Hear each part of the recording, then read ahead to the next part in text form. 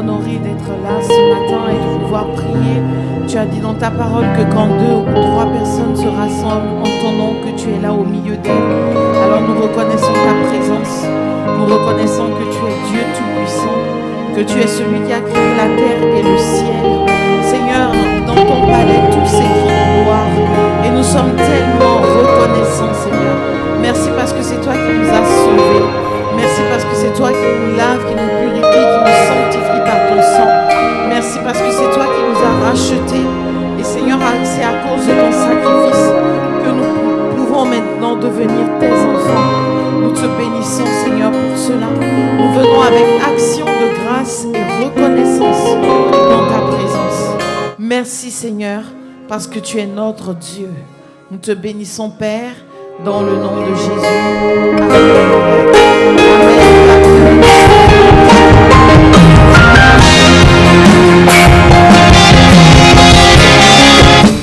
Vous pouvez prendre. Merci beaucoup, merci les chanteurs. Je voudrais dans un premier temps bénir le Seigneur pour chacune de vos vies. Est-ce qu'on peut acclamer le Seigneur pour chacune de vos vies? Bonjour à ceux qui me suivent chez eux. Bonjour à vous. Je voudrais également qu'on puisse prendre le temps de bénir le Seigneur pour la vie de notre homme de Dieu, l'apôtre Annie-Patrick Thiévé, pour son épouse, pour le pasteur Yvon qui revient bientôt, pour la MC Héloïse et tout le collège des responsables. Soyez vraiment bénis. Je suis contente d'être là ce matin et de pouvoir partager la parole de Dieu avec vous. Bonjour Joanne, ça va? Ça fait longtemps. Ok, très bien. Alors donc ensemble, on va s'entretenir. J'ai le privilège et l'immense honneur de pouvoir partager la parole de Dieu avec vous. Donc je crois que ça va être bénissant. Amen. Est-ce que tu peux dire à quelqu'un, ça va être bénissant ce matin? Dis-lui que tu n'es pas ici par hasard. Dieu a permis que tu sois là aujourd'hui. Il y a quelque chose à prendre. Il a quelque chose à te dire. Et toi aussi, tu as quelque chose à apporter. Amen. Ok, très bien. Est-ce qu'on peut m'afficher le thème de ce mois? Comme d'habitude, vous savez que nous avons un thème que nous partageons tous les mois. Et c'est vrai que le thème de ce mois-ci, donc c'est propulsé par la sagesse et l'intelligence financière. Amen. Donc nous allons parler de sagesse, d'intelligence financière, comme tous les mois de mai, depuis à peu près 5-6 ans. Vous savez que c'est vraiment au mois de mai, on fait un focus, on s'arrête dessus. Pourquoi? Parce que nous croyons que Dieu veut que chacun prospère. Donc c'est vrai que si tu arrives là aujourd'hui et que tu m'entends parler de finances, ne te fâche pas. On suit un programme, d'accord? Le mois dernier, je crois, c'était quoi déjà le mois dernier? J'ai oublié même. Le mois dernier, c'était quoi le thème? L'onction, voilà. C'était propulsé par l'onction du Saint-Esprit. Donc, on a parlé de l'onction du Saint-Esprit le mois dernier. Et ce mois-ci, on va parler un peu de sagesse et d'intelligence financière. Ça va être un thème qui se veut très pratique. Je ne sais pas, on va essayer de voir dans quelle mesure on peut, à la fin du mois de mai, organiser une sorte de talk show où certaines personnes pourront venir donner leur expérience. Ce qu'il y a dans mon cœur, c'est que puisqu'on va parler donc de sagesse, d'intelligence financière et que le travail, ça fait partie quand même des choses qu'il faut mettre en place pour pouvoir prospérer. J'ai envie qu'on puisse, surtout pour nos plus jeunes, on puisse organiser un petit talk show où ceux qui travaillent déjà et qui sont déjà dans le monde du travail donnent un peu leur expérience, leur retour et aussi un peu ce qu'ils pensent de leur métier.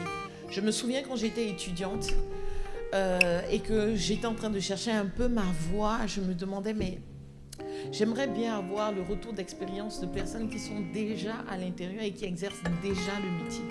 Et comme ici, il y a quand même pas mal de personnes dans des secteurs différents, je pense que ça peut être intéressant de pouvoir partager son expérience et de pouvoir aider un peu une personne qui est en train de se chercher dans ce domaine-là. Amen. On va parler aussi, je sais qu'il y a certaines personnes qui sont vraiment bien calées dans le domaine de la gestion financière, dans le domaine de choix d'investissement. Et on va voir comment organiser quelque chose. On essaiera d'organiser ça assez rapidement dans un premier temps. Et par la grâce de Dieu, en fonction des résultats qu'on aura, si ça matche bien, on en refera un à la rentrée. On va faire quelque chose de plus construit à la rentrée. Amen. Ok, très bien. Alors donc, nous allons partager la parole de Dieu. Il est quelle heure? Ok, on va essayer de se débrouiller. Alors donc, le thème de mon message de ce matin, c'est... attendez, 1, 2...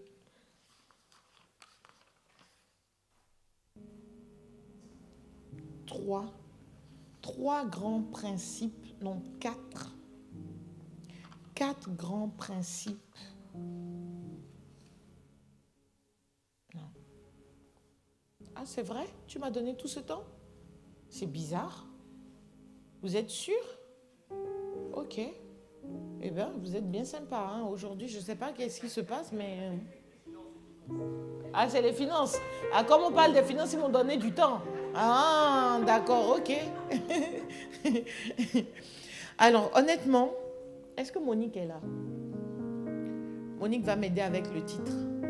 Je veux parler des principes donc autour des finances, mais je ne sais pas comment formuler le titre. C'est Monique qui m'aide en général. Hein? Bon, écoutez, on va trouver le titre. L'AMC Héloïse, tu es chargée aujourd'hui de remplacer Héloïse, d'accord? De remplacer Monique, d'accord? Donc, en fait, je voudrais parler d'à peu près... au début, je voulais faire 6 grands principes. Je crois que visiblement, je me suis arrêtée à 4 grands principes qui parlent donc des finances et de la prospérité financière. D'accord?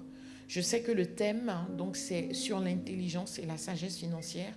Mais le but de l'intelligence, de la sagesse financière, c'est quand même pour que les finances décollent. D'accord? C'est quand même pour qu'on puisse s'offrir la vie qu'on souhaite avoir. J'ai l'habitude de dire que dans le royaume de Dieu, en fait, chacun choisit la vie qu'il a envie d'avoir. Il y a des enseignements pour tout. Il y a des enseignements pour le mariage, il y a des enseignements pour les finances, il y a des enseignements pour l'éducation, donc les parents, il y a des enseignements pour tout dans la Bible, d'accord? Il y a des enseignements pour tout. Et chacun choisit ce qu'il a envie d'avoir. Celui qui n'a pas envie d'être marié, il a le droit aussi d'être célibataire et d'être célibataire heureux. Il y a aussi des enseignements pour ça, d'accord? Donc, on est, je ne sais plus combien de milliards de personnes sur la terre. Chacun choisit, chacun fait le choix, chacun choisit la vie qu'il a envie de vivre, d'accord? À la lumière de la parole de Dieu. Ça veut dire quoi? Ça veut dire que si pour toi, tu connais la parole et que il y a, par exemple, vivre avec son salaire qui te correspond, vraiment tout ce que je vais dire là aujourd'hui, tu vas trouver que j'exagère, d'accord? Mais il y a quelqu'un d'autre, au vu de ce que je vais dire par rapport aux enseignements de la parole de Dieu, qui va trouver ceci comme étant une libération. Amen. Amen. Est-ce qu'on est ensemble? Donc, en fait, chacun choisit son niveau de prospérité. Par contre, je ne peux pas falsifier ou détourner la vérité de la parole. Et la première chose, le premier principe que j'aimerais vous dire, c'est que si vous voulez prospérer, il faut d'abord croire que Dieu veut effectivement votre prospérité. D'accord? La prospérité n'est pas la richesse financière. La prospérité, c'est le fait de pouvoir avancer. C'est-à-dire que chaque année, tu dois aller de gloire en gloire. On dit ainsi que tu prospères.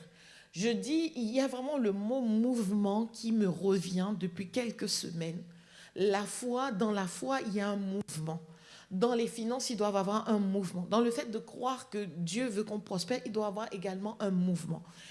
Tu peux être riche financièrement, je parle des finances là, hein. Tu peux être riche financièrement et ne pas prospérer parce que tu es au même niveau. Tu stagnes, d'accord? Donc, en fait, la prospérité, c'est vraiment de croire que Dieu veut qu'on aille de gloire en gloire. Ça, c'est le b.a.-ba, d'accord? De croire que ta situation d'aujourd'hui ne détermine pas ta situation financière. Je parle des finances, d'accord? Ne détermine pas ta situation financière de ton futur dans 1 an, dans 2 ans et dans 3 ans et plus, d'accord? Donc la première chose que j'aimerais dire, c'est que la prospérité, c'est d'abord aller de gloire en gloire. Ensuite, donc mon deuxième sous-point de ce que je viens de dire, c'est que Dieu veut, il y a une dimension, Dieu souhaite. Dans 3 Jean chapitre 2, il dit « je souhaite ». Il y a des versions qui disent « je prie ». D'accord? Je prie ou je souhaite, c'est l'apôtre Jean qui parle et qui dit « je souhaite que tu prospères à tous égards ». À tous égards. D'accord? Donc, dans tous égards là, tu peux déterminer ton curseur. Mais j'aimerais te dire quelque chose. J'aimerais te dire un autre point. C'est dans le livre de 2 Corinthiens, je crois 2 Corinthiens, où en fait, il nous dit que Christ s'est fait pauvre afin que nous puissions nous enrichir. D'accord? Il s'est fait pauvre pour que la richesse soit quelque chose de possible désormais. Pour qu'au vu de la parole de Dieu, la malédiction, permettez-moi de dire ça comme ça, la malédiction de la pauvreté ne soit plus, comment je vais dire,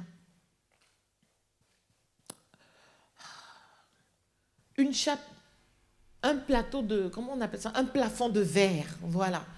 Il dit qu'il s'est fait pauvre pour que nous, on puisse nous enrichir, pour qu'on puisse dépasser des plafonds de verre que peut-être qu'on n'atteignait pas avant. Donc si lui, il est devenu pauvre, il a porté la pauvreté pour que nous puissions être riches, ça veut dire que tu détermines le curseur. Moi, ce que j'appelle richesse, c'est peut-être pas ce que toi tu appelles richesse. Amen. Amen. Même s'il y a quand même des standards, il y a quand même des certains niveaux quand même, d'accord? Donc, juste pour vous dire que la prospérité, c'est possible pour chacun d'entre nous. Moi, à chaque fois que je pense que Jésus est venu, qu'il a quitté son royaume de gloire, qu'il est devenu pauvre, il a porté la pauvreté dans son corps, il a porté tout ça pour me donner un meilleur avenir, une meilleure possibilité. Je me dis, Seigneur, je veux accéder à cela parce que je sais que c'est possible. Parce que je sais que si tu es mort à la croix pour moi, je peux revendiquer cela. Je peux dire, Seigneur, tu es devenu pauvre afin que je puisse m'enrichir, afin que moi, je puisse avoir une meilleure vie. Ce que le sacrifice de Jésus, c'est quoi? C'est qu'il est venu, il a porté ce que nous étions pour que nous puissions être ce que lui, il est. Et à aucun moment, on regarde dans le ciel et on voit qu'il y a de la pauvreté. Il n'y a pas de pauvreté dans le ciel. Alléluia. Donc c'est ça le principe de l'alliance. C'est que lui, il est venu sur la terre. Nous étions séparés de Dieu. Il est venu sur la terre. Il s'est fait chair. La parole s'est fait chair sur la terre. Il a porté nos péchés. Il a porté tout ce qui nous... Il a effacé l'acte dont les ordonnances nous accusaient. Tout ce qui était mauvais, il l'a porté à la croix, il l'a cloué à la croix pour qu'enfin nous, on puisse bénéficier pour qu'on puisse bénéficier déjà de la vie éternelle, pour qu'on puisse bénéficier de la guérison. Il dit c'est par ces meurtrissures que nous avons été guéris. Et pour qu'on puisse bénéficier également de la possibilité d'une vie dans la richesse, parce qu'il s'est fait pauvre pour cela. Alléluia. Amen. Donc la première chose, le premier truc, c'est de croire que c'est possible. Parce que si tu ne crois pas que c'est possible, tu ne l'atteindras pas. J'aimerais te dire encore un troisième sous-point, donc dans mon point 1, croire que Dieu veut que tu sois prospère. C'est lorsque tu regardes la vie des patriarches. Genèse chapitre 13, verset 22, la Bible nous dit que Abraham était riche en troupeaux. Tu regardes toujours dans le livre d'Isaac, dans le livre de Genèse, on parle d'Isaac. On te dit que Isaac était riche, qu'Isaac était même devenu fort riche. Tu regardes la vie de Jacob, tu vois qu'à un moment donné aussi, Dieu le bénit malgré toutes les vicissitudes qu'il va rencontrer. Dieu finit par le bénir. Tu vois quand même que, en fait, tous les patriarches qui ont marché avec Dieu, ils ont vécu à un moment donné dans la richesse. Tu vois, tu regardes le roi Salomon, tu regardes le roi David, tu regardes toutes ces personnes-là, tu vois quand même qu'ils ont atteint un niveau de stabilité financière. Et si eux, ils l'ont atteint dans l'Ancien Testament, c'est le même Dieu. Ça veut dire que c'est possible et c'est atteignable également pour nous. Amen. Amen. Dieu s'appelle Dieu pourvoyeur également. Jéhovah Jireh, celui qui pourvoit. Amen. Donc il faut croire que c'est possible. La Bible nous dit que Dieu peut, Dieu a la capacité de nous bénir afin que possédant suffisamment de quoi satisfaire à tous nos besoins, nous ayons encore en abondance pour toute œuvre bonne, pour toutes les bonnes œuvres. Donc Dieu le veut. Dieu veut que ton niveau financier ne s'arrête pas à payer les factures, à subvenir à tes besoins et aux besoins de ta famille. En te voyant, il se dit, mais je peux, j'ai la capacité de le bénir, afin qu'il ait suffisamment pour satisfaire, de quoi satisfaire à tous ses besoins et qu'il en a encore davantage. Pourquoi? Parce qu'il y a des personnes qui ont besoin de ta générosité. Il y a des instituts qui doivent être créés. Il y a des écoles qui doivent être créées. Il y a des orphelinats qui doivent être créés. Il y a des endroits vraiment où les gens, ils n'ont pas peur de fuir cet endroit-là et d'aller et de mourir en mer parce qu'ils fuient la pauvreté. Et pourquoi Dieu n'utiliserait pas un de ses enfants qu'il bénirait suffisamment pour pouvoir aider toutes ces personnes? Alléluia. Il faut croire déjà que c'est possible. Si tu ne crois pas que c'est possible, si tu crois que Dieu veut que tu sois pauvre, dans ce cas-là, pourquoi est-ce que certains ici, là, le fait que vous soyez venus en Europe, c'est parce que toute votre famille a vu que non, cet enfant, il a un bel avenir. Peut-être que vraiment, il s'attache à l'école, il est bon. On va vraiment se mobiliser pour tout faire pour qu'il vienne. Et quand il vient ici, vraiment, les parents se sacrifient tous les mois pour pouvoir vous envoyer quelque chose pour que vous puissiez devenir, en griffe, quelqu'un. Ça, ce sont des parents naturels. Si un parent naturel est prêt à tout faire pour que ses enfants ne vivent pas, s'ils ont été pauvres, ne vivent pas la vie de pauvreté qu'ils ont vécue, imaginons un peu Dieu, qui est le bon Père. Certains disent, oui, Dieu aime qu'on soit pauvre. À quel moment? Si nous, en tant qu'humains, on ne peut pas accepter, il n'y a aucun parent, laissez-moi vous dire, il n'y a aucun parent qui aime ses enfants et qui ne veut pas que ses enfants le dépassent à tous les niveaux. Tout parent qui aime son enfant veut toujours que la vie que lui, il n'a pas pu vivre, que là où il s'est limité, lui, il puisse aller plus loin. Tout parent qui aime ses enfants veut que ces limitations soient le point de départ pour ses enfants. Tout parent qui aime ses enfants. Alors imaginez Dieu qui nous aime. Imaginez Dieu qui nous aime. Dans certaines contrées, vraiment où la pauvreté règne, tout un village peut se serrer pour payer le voyage, pour qu'un d'entre eux puisse s'en sortir. Ça, ce sont les hommes. Imaginez un peu Dieu. Donc vous êtes certains là que Dieu assis sur son trône de gloire. La Bible dit que les rues dans le ciel sont pavées d'or. Dans son palais, tout s'écrit gloire.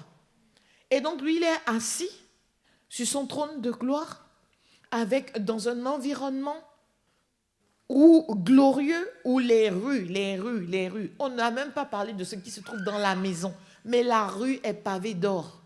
Chez nous, ici sur la terre, c'est le goudron, c'est les pavés. Là-bas, c'est l'or. Imaginez un peu les maisons, ce qu'il y a dans les maisons. Quand on regarde la Nouvelle Jérusalem, on regarde les fondations de la Nouvelle Jérusalem. On l'a déjà regardé ici. Il y a même des noms de pierres précieuses que je n'ai même jamais entendus. Apocalypse chapitre 22. Vous le voyez. C'est-à-dire que les fondations, c'est ce qu'on ne voit pas et qui est enfoui dans la terre.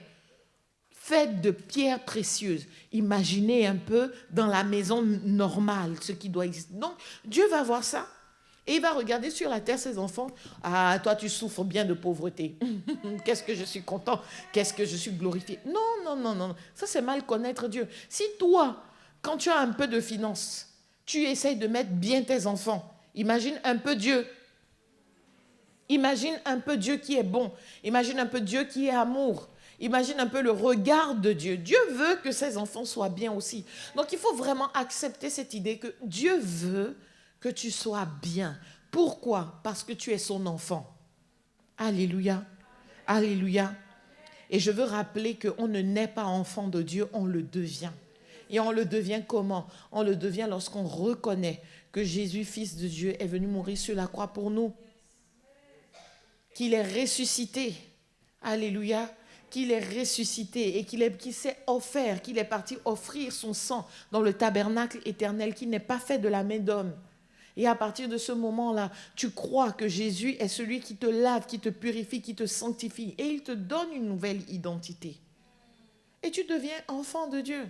À partir de ce moment-là, il te donne son héritage. J'aimerais dire encore quelque chose à quelqu'un. Normalement, tout parent bien constitué laisse un héritage à son enfant. Et même il y a un verset biblique qui dit même que c'est l'homme de bien laisse un héritage à ses petits-enfants. Donc ça veut dire qu'il y a une dimension où Dieu veut que l'homme de bien que tu es ne prépare pas simplement un héritage pour ton enfant direct, mais également pour tes petits-enfants. L'homme de bien, c'est comme ça. Chacun ici, là, on doit se dire à un moment donné, je dois préparer un héritage pour mes enfants, mais aussi pour mes petits-enfants. C'est la Bible qui le dit dans le livre de Proverbes. L'homme de bien laisse un héritage à ses petits-enfants. Et tu dois avoir cette mentalité. Là, aujourd'hui, je travaille, je dois à un moment donné me constituer un patrimoine pour mes enfants, mais aussi pour les enfants de mes enfants. Alléluia. Alors, si Dieu pense comme ça, pourquoi nous, on va penser que Dieu veut que nous soyons pauvres? Ce qui est condamné par la parole de Dieu, c'est l'amour de l'argent. C'est gagner de l'argent à tout prix. Gagner de l'argent en employant des méthodes bizarres. Gagner de l'argent avec le mauvais cœur. Gagner de l'argent juste pour te faire du bien et rien que toi. Ça, ce n'est pas un bon objectif. Tu dois penser à gagner de l'argent pour le royaume de Dieu, pour toi et aussi pour faire du bien autour de toi. Alléluia. Dieu n'est pas contre le fait que tu gagnes, que tu sois bien. Dieu n'est pas contre le fait que tu sois riche, mais pas que pour toi, parce que Dieu n'aime pas les égoïstes. Tu dois penser à sa maison. Tu dois penser à ceux qui n'ont pas les moyens. Tu dois pouvoir être généreux. Alléluia. Donc tu dois penser richesse, mais pas que richesse que pour toi. C'est toi qui dois toujours avoir les meilleurs habits. C'est toi toujours qui dois avoir les meilleures choses, les meilleurs trucs. C'est pour toi. C'est pas mauvais. Dieu n'est pas contre ça. Mais tu ne peux pas dans ta vie penser rien qu'à toi. C'est toi et ta famille. C'est-à-dire ton père, ta mère, ou bien non, toi et ta famille, ta femme et tes enfants. Ça, c'est une façon égoïste de penser. Tu ne peux pas penser de manière égoïste. Dieu ne veut pas que nous soyons égoïstes. Lorsqu'on regarde toute la Bible, en particulier le Nouveau Testament, vous allez voir, Dieu insiste énormément pour avoir un cœur généreux. Tous les enfants de Dieu doivent normalement apprendre à cultiver la générosité. La générosité. Je dis quoi? La générosité. Je dis quoi? La générosité. Ça veut dire le bon cœur, le cœur qui est prêt à donner, le cœur qui est prêt à partager. Et ça se développe quand tu n'as pas encore. Parce que c'est quand tu as, en fait, ça te sera encore plus dur de donner. On apprend à donner quand on est petit. Moi, je me souviens, mes parents, quand on te donne un truc là, on va, par exemple, on rencontre un oncle, une tante et tout, et puis ce jour-là, mes frères et sœurs ne sont pas là. Et on te donne, par exemple, un billet de 10 000. Si tu es avec mon père, il va te dire, on t'a donné pour toi, mais quand tu arrives à la maison, dans ce qu'on t'a donné, il faut que tu donnes aussi à tes frères et sœurs. Moi, c'est comme ça qu'on m'a éduqué. C'est pas que, c'est pour moi les 10 000 et rien que pour moi. Non, non, non, non, non, non. Quel que soit ce qu'on nous donnait, c'est pour toi, mais aussi c'est pour les autres. Et avant, ça m'énervait, mon Dieu, qu'est-ce que ça m'énervait. J'ai dit, mais ça, c'est ma chance. C'est comme ça que je disais. J'ai dit, mais ça, c'est ma chance. C'est ma grâce. Et j'ai trouvé le tonton là, et il m'a donné l'argent. Et mon père me regardait, il fait, dedans, tu dois donner à tous tes frères et sœurs. Et je ne me rendais pas compte qu'il m'apprenait déjà des bases de la générosité. Ça m'énervait quand j'étais petite. Vous voyez, ça m'énervait. Mais C'est comme ça. Et aujourd'hui, j'essaye de tout faire comme ça pour apprendre aussi à mes enfants. Je dis non, toi, on t'a donné ça, tu donnes également. Merci beaucoup. On t'a donné ça, mais tu donnes également à ton frère, tu donnes également à ta soeur. Parce que je leur enseigne la générosité. Et Dieu veut qu'on soit généreux. Alléluia. Amen. Amen. Ce que Dieu condamne, c'est l'amour de l'argent. Jusqu'à vendre, certaines personnes vont jusqu'à vendre des choses précieuses. Tout ne s'achète pas, tout ne se vend pas. Tout ne s'achète pas, tout ne se vend pas. Alléluia. Est-ce que tu es avec moi? Tu ne dois pas vendre ton intégrité. Un homme, une femme de bien doit être intègre. La Bible dit que dans les derniers temps, les gens aimeront, ils aimeront le plaisir plus que Dieu. Les gens seront orgueilleux, ils seront impudiques. Est-ce que vous pouvez m'afficher, s'il vous plaît, le verset? Et je vous assure que ça va devenir une denrée rare d'être intègre. Moi, je suis choquée de voir des chrétiens qui ne sont pas intègres. L'intégrité. On t'a donné une certaine somme. On t'a donné une certaine somme pour aller faire une commission. Tu vas faire la commission, tu fais un compte rendu. Même si c'est 5 euros qui restent, ne te dis pas, oh, vraiment, pour ma commission, pour mon travail, je prends les 5 euros. Tu ne peux pas raisonner comme ça, ce n'est pas intègre. Si la personne décide de te donner, amen. Si la personne ne te donne pas, ce n'est pas grave, parce que quand tu as demandé, quand cette personne t'a demandé à rendre ce service, c'était pas quelque chose que tu devais payer. Sinon, il fallait le dire clairement. D'accord ? Ça, c'est différent. Le commerce, ce n'est pas un problème. Vendre ses services, ce n'est pas un problème. Mais si ce n'est pas comme ça qu'on s'est entendu, ne viens pas après faire les choses à l'envers à la personne. Moi, je vois parfois des chrétiens, mais ce n'est pas possible. Ce n'est pas possible. Ce n'est pas possible. J'entends dire même qu'il y en a qui mangent l'argent de l'église. Mais comment tu peux manger l'argent de l'église ? Des gens qui comptent l'argent et qui mangent l'argent de l'église. Mais c'est les problèmes. C'est sacré, l'argent de l'église. Les gens, ils viennent donner dans la foi. Et quand ils apportent leurs semences, ils apportent en disant, Seigneur, souviens-toi de moi. Et toi, tu prends ça et tu vas détourner. Jesus. Moi, ça me fait bien rire, hein, les gens qui disent, bon, je sais qu'il y a des pasteurs qui sont vraiment voleurs et tout ça. Je sais que ça existe. Je sais que ça existe. Comme partout, d'accord? Comme partout, il y a des gens malhonnêtes. D'accord? Je le sais. Mais ce n'est pas pour autant que vous allez faire une généralité. Hein. Sachez que votre argent, là, moi, je vous dis souvent ceci. J'ai des enfants. Je veux voir mes enfants.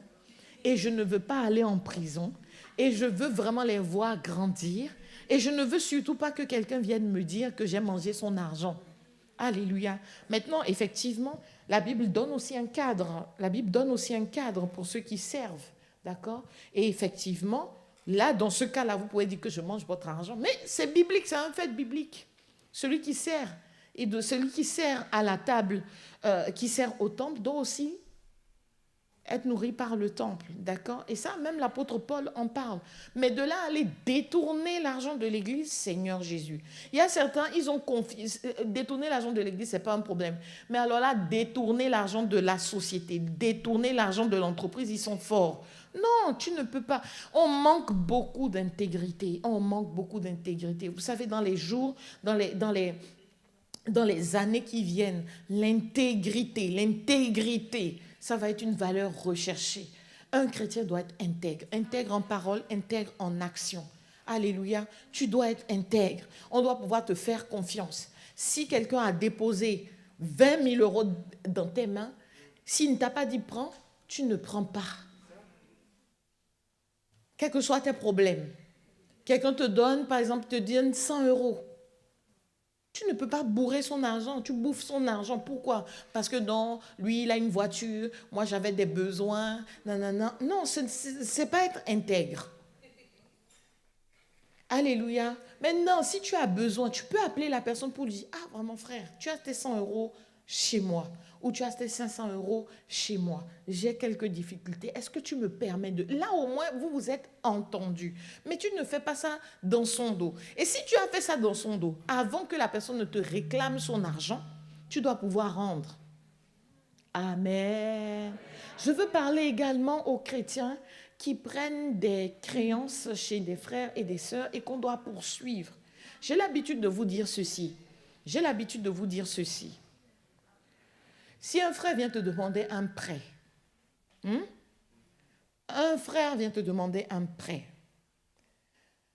généralement, c'est un frère.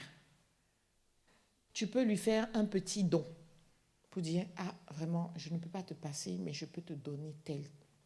C'est un frère avec qui tu t'entends bien, tu parles bien et vous avez une proximité qui lui permet de venir te demander de lui passer de l'argent. OK? Toi et ta conscience. Je dis quoi?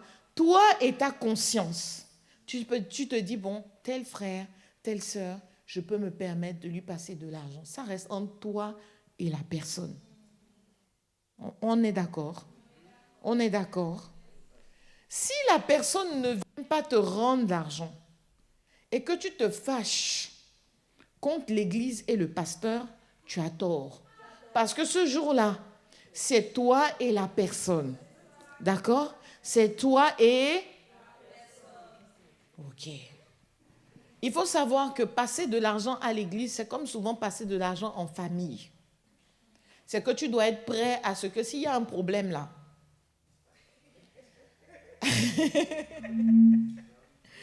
mon conseil, ce n'est pas ce que la parole de Dieu dit, mon conseil, d'accord, je fais la différence. Mon conseil, si tu passes de l'argent à un frère, dans ton cœur, sois prêt à ce que si la personne ne te rembourse pas, ça ne change pas tes relations avec la personne, d'accord? Parce que, c'est-à-dire que tu es prêt à perdre cet argent. Je donne un exemple. Olivia vient me dire, Pasteur Tina, j'ai besoin que tu me passes 1000 euros. Je regarde Olivia, je dis, sœur, est-ce que tu peux me rembourser? Quand je la regarde, je dis, non, elle peut me rembourser. Quelque part, quand je lui passe de l'argent, quelque part, au fond de moi, si je lui passe 1000 euros, au fond de moi, je suis prêt à perdre ces 1000 euros. C'est comme en famille. Si vous passez de l'argent en famille, hein, dans le cœur, il faut te dire que c'est peut-être un argent que tu es prêt à perdre. Parce que après les problèmes que ça te ramène si la personne ne te paye pas. Non, c'est fort. Est-ce que vous me comprenez? Ça, c'est mon conseil. Après, chacun fait comme il veut. C'est votre argent. Je n'interfère pas dedans. Est-ce qu'on est ensemble? OK. Deuxième principe. Dieu veut que tu sois prospère et que tu sois riche. Parce qu'il veut que tu apprennes à t'occuper de son royaume et de sa maison. La Bible nous dit dans le livre de Matthieu, cherchez premièrement le royaume de Dieu et sa justice. Donc il faut apprendre à donner sa dîme, apprendre à donner des offrandes, apprendre à donner des aumônes, apprendre à donner par exemple un partenariat. Partout dans la parole de Dieu, vous allez voir que la maison de Dieu, c'est quelque chose qui est important dans le cœur du Seigneur. Amen. Par exemple, on peut regarder dans le livre de Néhémie, Néhémie chapitre 10, verset 39. On peut regarder ça, où le Seigneur parle et il dit de ne pas abandonner sa maison. On peut regarder Agé chapitre 1. On va peut-être faire un stop sur le livre d'Agé. Agé chapitre 1. Si Agé chapitre 1, où il dit ce que j'ai contre toi, c'est que tu as abandonné ma maison. Est-ce que vous pouvez me mettre Agé, s'il vous plaît?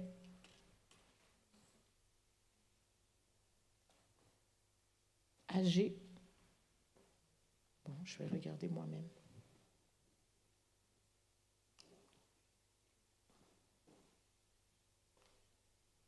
Ça ne fonctionne pas? Il y a un bug.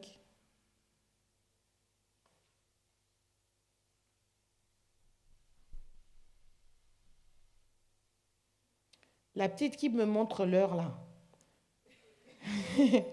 Ça, c'est pas moi, il faut me décompter ça.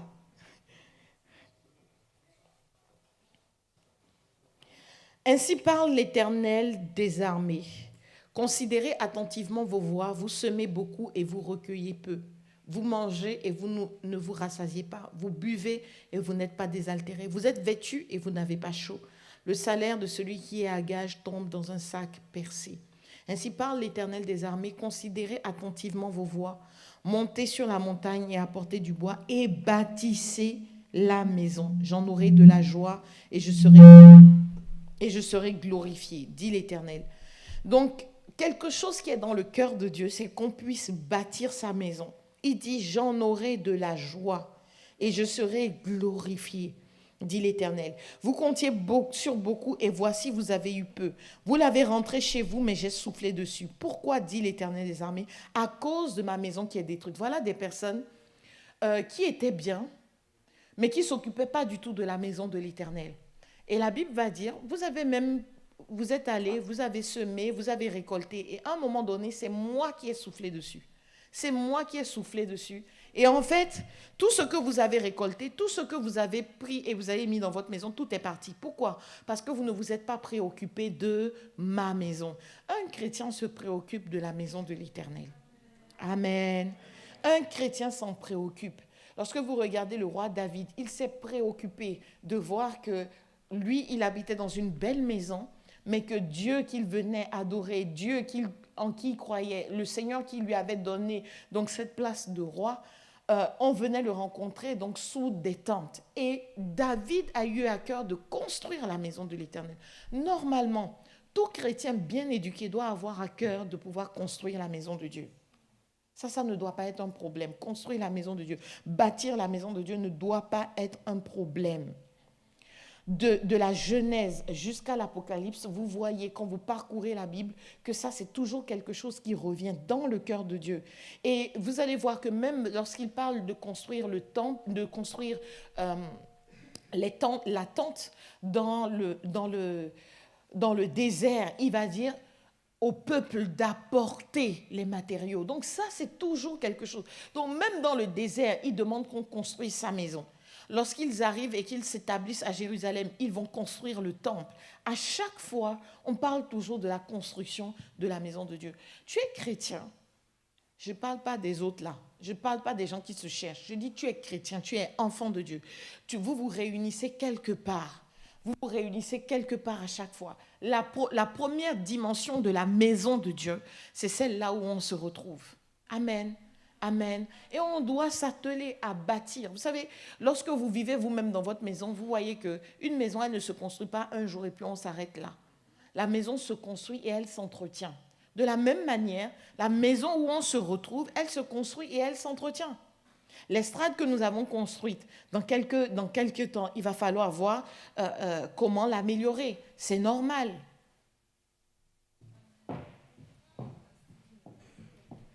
C'est ici, je pense. Hein. C'est par là, là. C'est par là. Si vous voyez bien par là, les chantres vous diront, il y a un petit trou. C'est caché, mais c'est là. Si vous voyez les toilettes là, c'est caché, mais c'est là. Si vous voyez la peinture, vous allez voir qu'il y a un côté qui est peint correctement et il y a un autre côté qu'on attend un peu. Alléluia. Alléluia. Donc, un chrétien doit quand même se préoccuper de la maison de Dieu. Donc, la dîme, on doit parler de la dîme. Je parlerai de ça au deuxième culte. La dîme, c'est votre part d'alliance avec le Seigneur. J'aimerais vraiment interpeller de manière particulière vous qui êtes adultes, vous qui êtes dans le monde professionnel. J'ai remarqué que cette catégorie donne beaucoup d'excuses. Ah, j'ai une femme à nourrir, j'ai un mari à nourrir, j'ai une maison à faire, j'ai des choses à faire. Bizarrement, comparé aux étudiants, comparé aux jeunes actifs, c'est eux-là qui ont souvent une ancienneté, ils ont souvent une stabilité financière et c'est eux qui ne donnent pas. Ne laisse pas un étudiant construire la maison. Ne laisse pas un étudiant simplement acheter des chaises. Ne laisse pas un étudiant s'embêter pour la maison de Dieu alors que toi tu es là. Et tu t'embêtes pour ta famille. À un moment donné, Dieu dit, je souffle dessus. Tu fais rentrer, mais c'est comme si c'était dans un panier percé. La première chose à faire, c'est donc remettre les priorités. Tu ne peux pas ne pas penser à la maison de Dieu. Je vais bien parler de la dîme au second culte, mais j'aimerais vous dire ceci. Dans l'Ancien Testament, la dîme, elle était obligatoire. Dans le Nouveau Testament, vous n'allez pas trouver un verset biblique qui dit que la dîme, elle est obligatoire. Mais par contre, un chrétien bien formé, bien éduqué, d'accord, il comprend que pour prospérer, il comprend que c'est une norme de pouvoir donner sa dîme. Lorsque Jésus parle dans le livre de Matthieu, il parle et il dit, mais en fait, il parle aux pharisiens, il dit, vous donnez la dîme de ceci, vous donnez la dîme de cela. Et en fait, il reprend les pharisiens et il parle de l'état de leur cœur. Mais Jésus n'a jamais dit, ne donnez pas la dîme. Hein. Est-ce que vous me comprenez? Il n'a pas dit, non, ne donnez pas ça. Il dit, vous faites ça, c'est bien, mais il y a mieux. Il y a faire ça et avoir le bon cœur. Alléluia, alléluia. Dans le Nouveau Testament, on ne parle pas seulement de dîme. Hein. On dit tel il est, tel nous sommes. Ce qui est à lui est à nous. Ce qui est à nous est à lui. Il dit que si moi je vis, je vis par la foi au Fils de Dieu. Et ce n'est plus moi qui vis, mais c'est lui qui vit en moi. Il y a un échange qui s'est opéré dans l'alliance. Ce qui est à moi est désormais à Dieu. Il dit que nous sommes devenus esclaves de Dieu dans la foi. Donc ce qui nous appartient, lui appartient. Ce n'est pas 10%, hein, c'est tout de nous. Ça veut dire que si Dieu te dit à un moment donné, donne tout ton salaire, tu dois être capable de tout donner. Vous allez voir que les gens qui sont contre la dîme, c'est des gens qui ne peuvent pas donner tout le salaire. C'est faux. Tu ne peux pas donner 10%. Tu vas me dire que tu vas donner tout le salaire. Tu mens. Tu mens. Et la dîme, ça s'apprend. On apprend à donner la dîme. Moi, j'ai appris à donner ma dîme. J'étais encore au collège. Quand on me donnait un peu d'argent, on me disait, hé, Tina, donne la dîme. Quand je suis devenue étudiante, j'ai continué à donner la dîme. Quand je suis devenue salariée, je ne réfléchissais même pas dessus. Quand j'étais indépendante, je donnais ma dîme. Amen. Ça s'apprend. Si tu n'es pas arrivé à donner la dîme sur 100 €, tu verras que quand tu auras un salaire de 1 000 €, ça sera compliqué. Quand tu auras des revenus de 100 000 €, tu ne pourras pas. Quand tu auras des revenus de 1 million, tu ne pourras pas donner ta dîme parce que tu trouveras que c'est trop. La dîme, c'est quelque chose qui est proportionnel et c'est pour nous tous. La dîme doit être ta part d'alliance avec le Seigneur. C'est une façon de dire, Seigneur, je ne mange pas le noyau. Dans tout ce que tu me donnes, il y a une part qui est pour toi. Seigneur, je suis tout à toi, mais tu ne peux même pas donner les 10%. Papa, maman, fais un effort, travaille ta foi. Il y a des promesses qui sont associées au fait de donner sa dîme et tu peux les réclamer à Dieu. Vous savez, l'Ancien Testament n'est pas annulé par la croix. Il y a des choses qui ont traversé, il y a des choses qui se sont annulées, mais il y a des choses qui traversent la croix. Et dans la dimension du Nouveau Testament, ce n'est pas simplement les 10%, c'est tout. C'est au-delà des 10%. C'est le maximum que tu peux. Alléluia. Quelqu'un est avec moi? Il faut apprendre à donner avec le cœur. Le bon cœur. Pourquoi? Parce que Dieu aime celui qui donne avec joie. Si tu donnes même ta dîme et que tu as le mauvais cœur, ça ne va pas produire ce pourquoi ça a été libéré. Dieu aime celui qui donne avec joie. C'est pour ça que c'est important, quand tu veux donner par exemple ta dîme, vraiment reprends ce que Dieu dit, les promesses de Dieu, ce que Dieu dit au fait de donner, d'apporter dans sa maison. La dîme, elle servait pourquoi avant? La dîme, et c'est d'ailleurs toujours le cas, elle servait donc au temple. Il y avait une part qui était aux sacrificateurs et il y avait une part qui était aux actions sociales. Oui, la dîme, ça sert à quoi? Non, non, non. Oui, on ne fait même pas des œuvres sociales, tout ça. Est-ce qu'on a fini de payer le loyer? Est-ce qu'on a fini les travaux? Bon, encore que les PDE ont fait une maraude il n'y a pas longtemps. Tu étais où? On a demandé, on t'a même pas demandé de préparer, on t'a juste demandé de venir mettre en barquette et d'aller donner aux gens c'était où? La Croix-Rousse, non? C'était où? C'était la Croix-Rousse, non? On t'a juste demandé de venir faire ça. Tu as trouvé que c'était compliqué, qu'on prenait trop ton temps. Maintenant, tu veux faire la morale aux gens. On ne t'a même pas demandé. Tu t'es demandé comment est-ce qu'on a fait pour payer le riz, comment on a fait pour payer le repas, tout ça là. Bon, là, en l'occurrence, c'est les cafés. Mais les PDE, c'est un département de l'église. Alléluia. Quand on aide ici les gens là, ah vraiment, pasteur Tina, on a vraiment besoin, on n'arrive pas à payer tel loyer, tu es là. Quand on aide les gens pour payer des soins qui coûtent dans les 500 euros, 400 euros, tu es là. Ah, on ne va pas donner à Dieu, on ne va pas donner à Dieu. Ne donne pas. Dieu pourvoira. Alléluia. Et tu verras que tu n'avanceras pas financièrement. C'est tout. Il y a des principes qu'il faut respecter. Vous savez, Dieu va toujours t'aimer, hein, mais il y a des principes. Alléluia. Je vais revenir bien dessus sur les offrandes, sur la dîme tout à l'heure. Avant de terminer, j'aimerais vous dire ceci parce que c'est important. Est-ce que vous pouvez me donner... Je vais tout faire pour rattraper. Et on finira à 11h30, d'accord? Mais donnez-moi juste quelques minutes encore dans ma prédication, s'il vous plaît, le multimédia. Merci.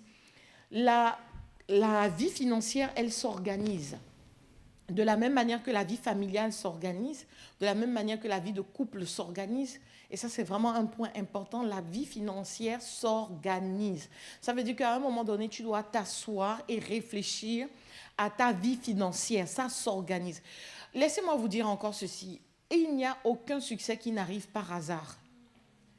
Le succès est intentionnel. Même si vous avez l'impression qu'il est venu trouver quelqu'un, vous ne savez pas vous ne connaissez pas l'état d'esprit de la personne et comment la personne s'est gérée jusque-là. Et si, parce qu'il y a toujours des exceptions, si vraiment la personne ne s'était pas apprêtée au succès, quand le succès vient, le succès l'écrase. Et sa condition devient même pire qu'avant. Alléluia, alléluia. Est-ce qu'on est ensemble? Est-ce qu'on est ensemble? Donc, ta vie financière, tu dois pouvoir l'organiser. Ça veut dire quoi? Ça veut dire que, premier sous-point, être capable de faire un état des lieux de ce que tu as aujourd'hui.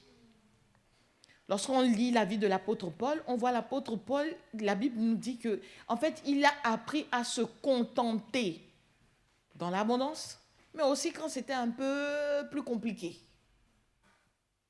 Donc, il faut faire un état des lieux de ce que tu possèdes aujourd'hui. La première façon de faire un état des lieux, c'est déjà d'apprendre à regarder son compte. Il y a des gens, ils ont peur de leur compte bancaire. Ils ont peur de leur compte bancaire. Tu ne peux pas vouloir la croissance financière si tu ne regardes pas ton compte bancaire tous les jours. Et quand tu regardes le compte, parle dessus. Alléluia. Déclare dessus. Ce compte ne refuse aucune facture.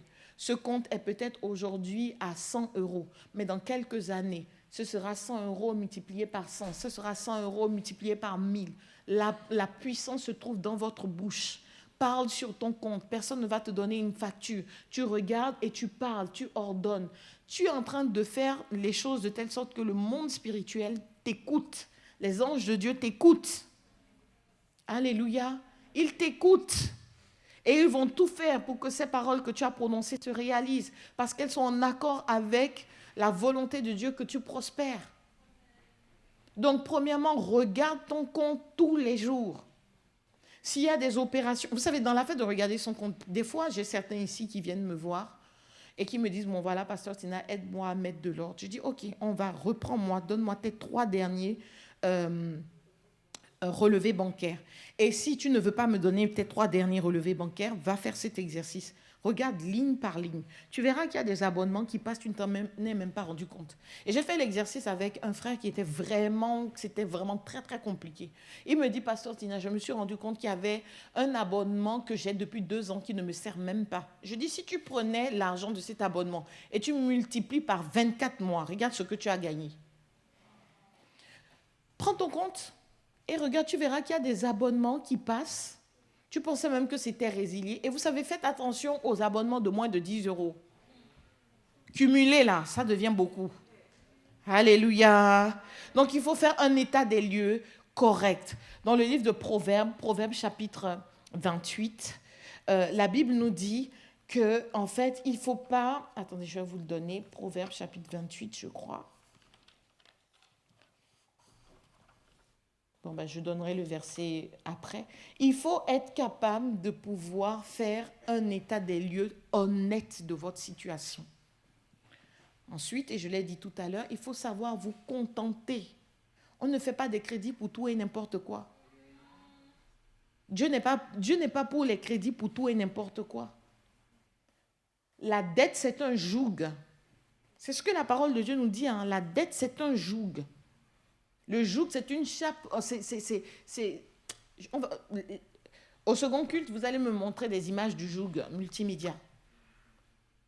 C'est ce qu'on met aux bêtes pour les empêcher d'aller ici et là et pour pouvoir mieux les diriger. Donc c'est là, ils ne sont pas libres. Quand tu es endetté, tu n'es pas libre. OK? Quand tu es endetté, tu n'es pas libre. C'est pour cela que tu dois bien vérifier. Est-ce que je dois faire ce crédit? Est-ce que c'est utile pour toi? Si tu peux prendre les transports en commun, est-ce que c'est utile pour toi d'acheter une voiture? Et si tu dois acheter une voiture parce que c'est utile, tu te dis que c'est utile pour toi? Toujours pas. Donc, si tu t'es rendu compte que c'est utile pour toi, est-ce qu'on est ensemble? Tu t'es rendu compte que c'est utile pour toi. Est-ce que c'est le moment pour toi de faire un crédit pour acheter une voiture neuve? Est-ce que tu ne peux pas trouver une voiture avec ce que tu as aujourd'hui? Tu vas te marier bientôt. L'erreur que des gens font. Tu démarres ta vie de couple sur des crédits. Tu veux te marier.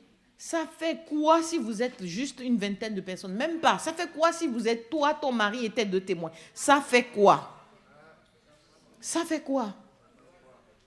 Dans quelques années, quand les choses vont être mieux pour vous, vous allez faire les renouvellements de vœux. Vous savez qu'ici en France, vous pouvez aller à la mairie et dire que vous voulez faire un renouvellement de vœux. Vous repassez devant le maire. C'est comme un nouveau mariage. Et vous pouvez faire votre fête après. Il n'y a pas de problème. Pourquoi aller s'endetter? Pourquoi aller s'endetter et commencer sa vie de couple avec des problèmes financiers? Les jeunes couples, quand je dis jeune couple, je ne parle pas de toi qui es jeune, ton mari est jeune, non. Je parle de jeunes couples, d'accord? Tu es un jeune couple. Les stats montrent en fait que les jeunes couples, les problèmes des jeunes couples, c'est souvent des problèmes financiers. Pourquoi aller t'embêter? Pourquoi s'embêter? Oh non, il faut que je sois propriétaire, il faut que je sois propriétaire. Ok, si tu es propriétaire, sache que c'est un passif pour toi, d'accord? Tu dois réfléchir, est-ce que, au vu de ma situation, de mon âge, je suis en couple, je ne suis pas en couple, est-ce que pour moi c'est le temps d'acheter ou pas? Nous, on a mis beaucoup de temps avant d'acheter. On s'est dit mieux, on paye un loyer tranquille et on n'a pas de problème. Quand on a voulu acheter, heureusement qu'on n'avait pas de crédit. Et ça a été facile pour nous. Est-ce que vous me comprenez? Ça fait quoi si tu achètes, ça fait quoi si tu achètes ta maison à 40 ans? Ça fait quoi? Ça fait quoi? Ça fait quoi? Est-ce qu'on est ensemble? Donc, ce n'est pas la peine d'aller et de se mettre des crédits pour rien. Si tu prends un crédit, ça doit être un crédit qui doit être utile. D'accord? Un crédit utile, c'est quoi? Un crédit immobilier, par exemple. Un crédit utile, c'est quoi? Si vraiment la voiture, c'est important pour ton travail, c'est important pour tes déplacements, c'est vraiment utile et que tu en as la capacité. Oui, là, tu peux faire un crédit. Est-ce qu'on est ensemble? Est-ce qu'on est ensemble? Est-ce qu'on est ensemble? Ok. Et si tu fais un crédit, fais attention avec quel organisme tu travailles. Ça ne sert à rien d'aller dans un organisme qui te prend, parce que c'est vite, rapide, il te prend un crédit à 19%. Il ne faut pas faire ça. Il faut déjà aller prendre contact avec son banquier. Il y a plein de choses là qu'on ne connaît même pas et qui existent à la banque. Est-ce qu'on est ensemble? Est-ce qu'on est ensemble? Est-ce que tu es avec moi? Ok. Pour terminer, T.Hav Eker dit ceci. Il propose qu'il y ait 6 types de comptes. Et je crois vraiment que ça se tient. D'accord? Je crois vraiment que ça se tient. Et il va dire d'ailleurs quelque chose qui ressemble beaucoup à un verset biblique. Il dit, si tu veux changer les fruits, vous devez d'abord... Si quelqu'un veut changer les fruits, si vous voulez changer les fruits, vous devez d'abord changer les racines. Si vous voulez changer ce que vous voyez, vous devez d'abord changer ce qu'on ne voit pas. Et je dis, ouh là là, ça ressemble bien à quelque chose de spirituel là. Est-ce que lui, il est chrétien ou pas? Vous allez voir que beaucoup de personnes qui font le développement, beaucoup de personnes qui font du développement personnel, ils vous ramènent des principes bibliques sous une autre forme. D'ailleurs, l'histoire dont je parle de la dîme, vous allez voir les plus grands, les plus percutants, les plus illustres, les plus, comment je vais dire ça, les plus célèbres et les plus connus de la science de l'enrichissement vous parleront de ces 10% qu'il faut toujours donner, soit à une église, soit à une association caritative, soit à une ONG. Tous vous le diront. Ce n'est pas pour rien. Alléluia. Nous, on connaît d'où ça vient, cette histoire des 10%. D'accord? Et d'ailleurs, quand il parle des 6 comptes, on commence par le compte, il appelle ça le compte de la générosité. Donc, c'est 10%, il dit c'est à peu près 10% que tu donnes à une organisation. Bon, tu es chrétien, ne cherche même pas. À la maison de Dieu, d'accord? Lui, il a écrit pour tout le monde. Il a écrit même pour les païens. Donc, il y a des païens qui appliquent ce que je suis en train de vous dire. Il y a des païens qui appliquent ce que je suis en train de vous dire. Ils prennent 10% de ce qu'ils ont et ils donnent à une association, ils donnent à une église. Vous savez, on reçoit des fois des dîmes de personnes qui ne viennent pas à l'église. Je vous assure, ils ne viennent pas à l'église, mais ils connaissent les principes et ils donnent. Toi qui es à l'église, qui mange le repas de l'église, qui viens t'asseoir sur les chaises de l'église, on doit te poursuivre pour donner la dîme. Hey! Amen. Ok. Donc, les 10%, il dit ça, c'est le compte générosité. Ensuite, il parle d'un autre compte et je pense que c'est vraiment intéressant. Après, vous faites comme vous voulez. Moi, je vous en parle. Il dit, il y a un compte également où vous devez mettre à peu près 10%. C'est ce qui s'appelle le compte éducation. C'est-à-dire que ce compte-là, c'est pour vous former. J'ai l'habitude de vous dire ici, vous ne pouvez pas vous contenter de votre formation de base. Vous avez fait un master il y a déjà 5 ans, 10 ans, 15 ans, et tu penses que ça s'arrête là. La vie ne s'arrête pas là. La plupart de ceux qui prospèrent sont des autodidactes. Il y a des études qui montrent que la plupart de ceux qui prospèrent financièrement sont des autodidactes, c'est-à-dire des personnes qui ont appris à s'auto-former. Donc, 10% chaque mois, tu dois te dire, je prends ça pour soit suivre une conférence, soit... je ne sais pas moi, m'acheter des livres, soit suivre une formation, en tout cas t'intéresser à un sujet. Et d'ailleurs, tu vas voir que quand tu fais ça, quand il y a quelqu'un qui est en train de parler, en fait, tu peux lui répondre. Moi, je suis fatiguée des chrétiens. Si on ne parle pas avec Amen, Alléluia, ils ne peuvent pas suivre une conversation. Parce qu'ils ne sont pas formés, parce qu'ils ne s'intéressent pas aux choses de la ville. Ils ne savent même pas ce qui se passe. L'actualité, ils ne connaissent même pas l'actualité. C'est grave. Les collègues parlent au travail de quelque chose qui s'est passé, tu ne peux même pas rentrer dans la conversation parce que tu n'es pas au courant. Si la télé, vous n'aimez pas la télé, lisez. Lisez au moins les informations. À un certain âge, tu dois quand même savoir à peu près ce qui se passe dans le monde. Sinon, tu es hors sol. Hors sol. Si tu ne veux pas suivre la télé, tu en as le droit. Si tu ne veux pas suivre le journal, tu en as le droit. Mais au moins, trouve de l'information fiable. Tu écoutes ici, tu écoutes là, et puis tu fais un travail. Parce qu'aujourd'hui, là, tu ne peux pas te contenter seulement de... D'accord? Tu ne peux pas te contenter de ça. Eux aussi, ils disent des bêtises. Est-ce que vous me comprenez? Mais tu peux suivre plusieurs médias. Moi, je suis fatiguée des chrétiens. C'est seulement Amen, Alléluia, ils connaissent. Quand tu les regardes là, Amen, Alléluia, c'est fini. Toute leur discussion, c'est on va prier, on va intercéder. Mais à quel moment tu t'intéresses aux choses de la société? Mais non, si c'était ça, le jour où tu as donné ta vie à Jésus, il fallait mourir en même temps. Fallait mourir en même temps, tu rejoins le ciel. Mais si tu es sur cette terre, tu n'es pas de ce monde, mais Dieu a voulu que tu vives et que tu sois parmi les gens de ce monde. Ne sois pas hors sol, ne sois pas décalé. Toi, si on ne vient pas te parler de sujet de prière, de la Bible dit que tu ne peux pas suivre une conversation. Éduque-toi. Prends 10%, prends un peu d'argent là, tu achètes un livre. Écoute, même, on va dire même que tu n'as même pas 10% pour... Tu n'as même pas 10%. Il y a des super bibliothèques ici. On est en France, on est en Europe. Tu n'es pas quelque part où avoir de la connaissance est difficile. Au moins, va dans la bibliothèque, c'est gratuit. Et il y a des milliers de livres. Si une bibliothèque, tu as déjà tout fait, tout exploré, tu vas taper dans une autre bibliothèque. Et tu tapes dans une autre bibliothèque. Est-ce que vous me comprenez? Mais on ne peut pas ne pas se former. On ne peut pas ne pas se former. Je dis, on ne peut pas ne pas se former. À un moment donné, tu dois choisir. Je vous dis, chaque année, je choisis un sujet d'exploration. Ça fait que ton cerveau est en éveil. Tu es toujours intelligent. Toujours intelligent. Tu comprends des choses. Tu peux tenir une conversation. Tu es toujours intelligent. Ton cerveau est toujours en veille. Est-ce que vous êtes avec moi? Chrétien de l'ACER. Alléluia, amen, alléluia, amen, c'est bien, hein? Mais qui va prendre les postes dans la société? Qui va gérer les finances de la société? Qui va avoir des mandats politiques?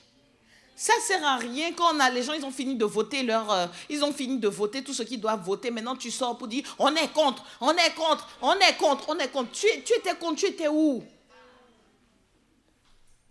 À quel moment on va te retrouver à l'Assemblée?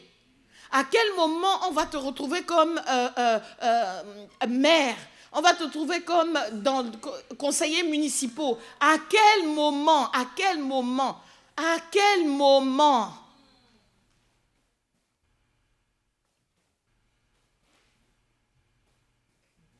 Il faut se positionner. Bon, bref. Dedans, là, il y a un compte aussi qui va nous faire plaisir. C'est le compte plaisir. Il dit aussi, c'est 10% à peu près. Et dedans, là, les sorties que tu veux te faire, les cinémas que tu veux te faire, tu peux te faire plaisir. Celui qui a écrit aussi L'homme le plus riche de Babylone, je pense qu'il s'appelle George Clason, je pense. Celui qui a écrit ça aussi, il dit, l'une des premières choses, c'est qu'il faut être capable de pouvoir se rémunérer. Il y a la part de Dieu, tes 10%, et tu as aussi tes 10% où tu te fais plaisir. Parce que c'est comme le régime, quand tu te restreins trop, un jour tu vas passer devant une veste. Tu t'es tellement restreint, un jour tu vas passer devant une veste. Et on n'est pas en période de solde, on n'est pas en période de promotion. La veste, elle coûte 600, 700 €. Tellement tu t'es restreint que tu es capable d'aller acheter ça. Parce que vous savez, lorsque vous avez de l'argent, beaucoup d'argent, en tout cas un certain truc, et que tu t'es restreint pendant longtemps, quand tu marches là, tu marches devant les boutiques te disent, viens, hein, entre. Tu vois des articles qui te disent, s'il te plaît, achète-moi. Tu vois des sacs qui te disent, non, je serai bien à ton bras. Tu vois des appareils électroménagers qui sont là et qui disent, s'il te plaît, viens m'acheter. Quand tu as un peu d'argent là, je te dis, ça parle fort. Et si tu n'as pas su te faire plaisir, à un moment donné, tu craques. C'est comme le régime. Donc, il faut savoir aussi se faire plaisir. Et enfin, et on va continuer après sur les différents comptes, il parle du compte où, ça c'est le compte pour investir. Il dit, il y a un compte également qui est fait pour investir. Et là, il donne 2 catégories d'investissement. Il parle du compte qui est fait pour investir là, ça, tu sais que c'est pour des investissements à long terme. OK? Et il y a un autre compte, tu sais que bon, là, tu peux te permettre, si tu t'y connais un peu, hein, de pouvoir faire fructifier ton argent de manière plus ou moins rapide. Alléluia, alléluia. Et puis après, bon, il parle d'autres comptes. Mais ce que je veux vous dire, c'est que vous voyez qu'il faut s'asseoir, il faut réfléchir. La sagesse financière dont on parle là, elle ne s'acquiert pas en priant seulement Amen, Alléluia. Elle s'acquiert en osant ouvrir un livre. Elle s'acquiert en écoutant le témoignage de ceux qui ont réussi. Elle s'acquiert en posant des questions.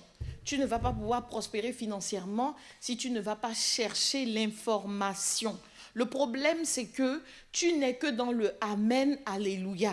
Le problème, c'est quoi? Le problème, c'est que tu dis non, je vais me prendre une année sabbatique et tu ne fais rien. Tu es sur TikTok, tu es sur Instagram. Le problème, c'est quoi? Le problème, c'est que tu te dis non, là, cette année, je n'ai pas envie d'aller à l'école. Mais qu'est-ce que tu fais de ta journée? Tu es devant la play, tu es devant les jeux vidéo, tu es devant les vidéos. Ça nous prend du temps pour rien. Alléluia. Alléluia. Est-ce que tu as appris quelque chose aujourd'hui? Je voulais que ce soit aussi un peu pratique. Bref, tu as bien compris. S'il y a quelque chose avec lequel tu dois partir aujourd'hui, c'est que ta croissance financière, elle s'organise. Ta vie financière s'organise. Ce n'est pas parce que tu n'as pas aujourd'hui que tu ne peux pas organiser. Alléluia. Amen. Au deuxième culte, on va revenir sur la dîme, on va revenir sur les offrandes, on va revenir sur les aumônes et on va revenir aussi sur comment sortir de l'endettement. Et là, je vais vous parler de mon expérience. Comment j'ai rencontré le livre « L'homme le plus riche de Babylone ». C'est l'apôtre un jour qui me parlait et qui m'a dit « Écoute, tu devrais lire ce livre parce que quand je vois tout ce que tu vis là, je crois que ce livre va être important pour toi. » Et quand j'ai pris ce livre, parce que j'étais dans une situation d'endettement terrible à cause de ma société. Enfin, c'était même pas moi, c'est ma société. Et je dis, Seigneur, je vais faire comment pour m'en sortir? Et j'ai découvert des principes dedans pour s'en sortir, pour sortir de l'endettement. Je crois en l'annulation de la dette. Tout le temps ici, là, je vous fais confesser ça. J'y crois profondément. Mais ce n'est pas toutes les dettes que Dieu va faire que tout d'un coup c'est fini, hein, c'est annulé. Il y a d'autres dettes, pour s'en sortir, il faut faire palier par palier. D'accord? Et si tu es endetté de, par exemple, moins 40 000 euros, ce n'est pas forcément le mois qui suit là que tu sors de ton endettement de 40 000 euros. Mais ça se planifie. Il y a un pourcentage à tout le temps donné. Et c'est ça qui m'a aidé. Lorsque je suis sortie de là, vous savez, pourquoi aujourd'hui, quand je parle des finances ou quand je prie pour les finances, ça marche? Parce que je suis passée par là. Parce que dans la fournaise, j'ai appris des principes bibliques et j'ai appris aussi des principes naturels qui m'ont aidé. Qu'est-ce qui fait que parfois, plusieurs d'entre vous, là, vous venez me voir, me dire, bon voilà, Pasteur Tina, on veut que tu nous aides dans la gestion des finances. Parce que je suis passée par là. Alléluia. Et c'est en lisant ce livre, L'homme le plus riche de Babylone, que je me suis dit, Jesus, il y a des trucs que je ne faisais pas. Et en appliquant certains principes, j'ai pu m'en sortir comme ça, petit à petit. Et j'ai découvert quelque chose. Quand tu es profondément endetté, te sortir comme ça du jour au lendemain, c'est compliqué. C'est un processus pour sortir de l'endettement. C'est aussi un processus pour sortir de l'endettement. C'est la même chose que pour le découvert. Toi qui es habitué au découvert de moins 1000, 1500, moins 2000 euros. Même quand tu es conscient, tu n'arrives pas à faire autrement. Parce que c'est un processus inversé que tu dois mettre en place. C'est comme ceux qui redoublent. Parfois, tu penses que comme tu as redoublé, ça y est, c'est bon. L'année qui suit, tu vas forcément réussir. C'est faux. Si tu as redoublé, c'est bien parce que tu ne maîtrisais pas certaines choses. Et quand tu recommences, si tu penses que, oh, comme j'ai eu les cours l'année dernière, cette année, je ne vais pas redoubler, tu te fourvoies. Tu vas redoubler. Alléluia. Alléluia. Alléluia. Il faut déjà commencer à... c'est un processus inverse que tu dois prendre. Est-ce que vous êtes avec moi? Est-ce que vous êtes avec moi ce matin? Est-ce que vous êtes avec moi ce matin? Ok, très bien. J'avais dit que j'allais réussir à finir à 11h20, à 11h30, il est 11h29. On va se lever, on va rendre grâce à Dieu. En même temps, le culte n'a pas commencé à l'heure. Donc ça... C'est vrai, non, Donnant? Quand je suis arrivée, l'officiant était encore en train de... L'officiant était en train de démarrer les temps de...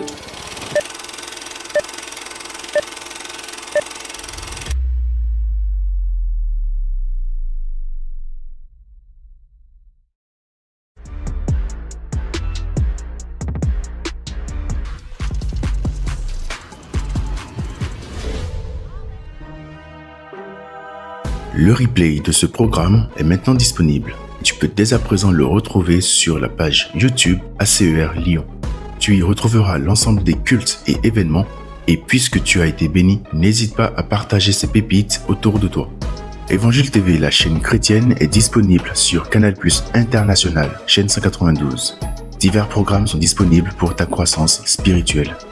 Le visionnaire des ministères ACER, l'apôtre Alain Patrick Singuet, a écrit de nombreux ouvrages qui sont disponibles sur Amazon. Ces livres couvrent divers sujets qui t'aideront à bâtir ta vie sur de solides fondations. Tu peux aussi découvrir le livre du pasteur Yvon Mouketou, Acquérir un rang honorable, toujours disponible sur Amazon et sur les stands à l'église. Je t'invite à suivre nos pages Facebook et Instagram en tapant ACER Église Lyon. Nos pasteurs sont également actifs sur Instagram sous les pseudos Pasteur Yvon Mouketou et Mouketou Tina. Et voici les événements à venir.